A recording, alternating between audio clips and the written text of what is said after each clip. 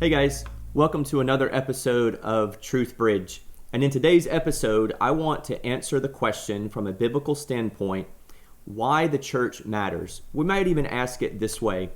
As a Christian, why is the local church so important? Or does it even matter? And I would say at the very beginning here, of course it matters, and it matters greatly. I think sometimes we ask this question because we think that the church is just something we can take or leave as a Christ follower. And so we might say things like, well, I can read the Bible on my own. I can pray on my own. I can serve Jesus on my own. And I can worship Jesus on my own without other people or without going to that local place, that local church. So going to church is something that we can take or leave. And I think a lot of this comes from the fact that so many other aspects of our lives are lived this way. So for example, we can say, I can work out at home. I can exercise at home without going to the gym. And you would be right. Or you may say, I can actually eat out without actually going out. I can order food online and it can be delivered to me. I don't actually have to go to the restaurant to enjoy a meal out. We do the same thing with shopping. I don't actually have to go to the mall. I can go online and I can shop at my favorite store online or at Amazon, and it's delivered to my door in a few days. And so we easily carry the same attitude towards the church so often as a people, and we can think things erroneously like, well, I can worship without going to the church. I can worship just as well on the golf course or in my room or out in nature or whatever it might be. And so I don't really need to go to the church. I don't really need to be with those other Christians. But the first problem with that from a biblical standpoint is in the book of Hebrews chapter 10. And the writer of Hebrews is writing to encourage these new Christians and what it means to trust Jesus in so many different aspects of their lives. And in Hebrews chapter 10, verse 23, this is what the writer of Hebrews writes.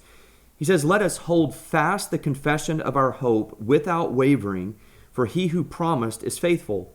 And let us consider how to stir up one another to love and good works, not neglecting to meet together, as is the habit of some, but encouraging one another, and all the more as you see the day drawing near."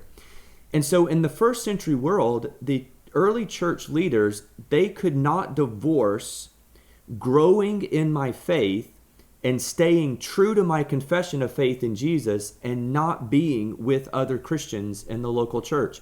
And so he is imploring those early Christians, don't stop meeting together, don't stop being together. Some are doing that, and it's actually affecting them adversely in their faith. You keep meeting together, you keep your confession of Christ strong, and you keep encouraging one another until you see Jesus face to face.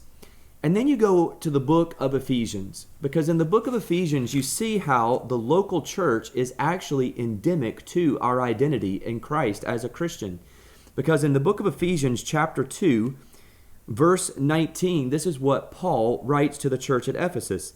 He says, "So then you are no longer strangers and aliens, but you are fellow citizens with the saints and members of the household of God." And this is actually in context of a long exposition where Paul talks about our new identity as Christ followers through the gospel of Jesus Christ.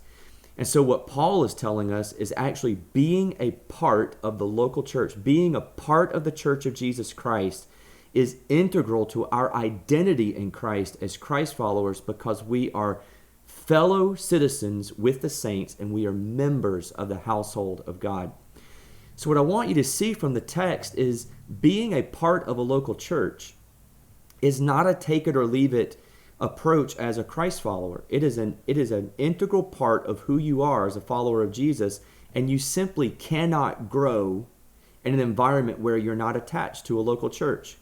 And so see, unlike online shopping or unlike exercising at home or ordering takeout food, unlike those take it or leave it type activities on earth, being a part of the local church for the Christ follower is actually more like a fish in water. A fish just simply cannot thrive. A fish cannot grow. A fish cannot live outside of water. And in so many ways, as a Christ follower, you were designed as a Christ follower to be in community with other Christians in the context of a local church. It's just simply how God wired us as Christ followers. And so he wired a fish to be in water. He wrote it into that fish's DNA code. In the same way, he's wired your code as a Christ follower to be with other Christians so that you can practice the one another's and encourage each other and to stay true to your confession of faith until you see Jesus face to face. So, does the church matter? Does the Christ follower need the local church? You bet you do.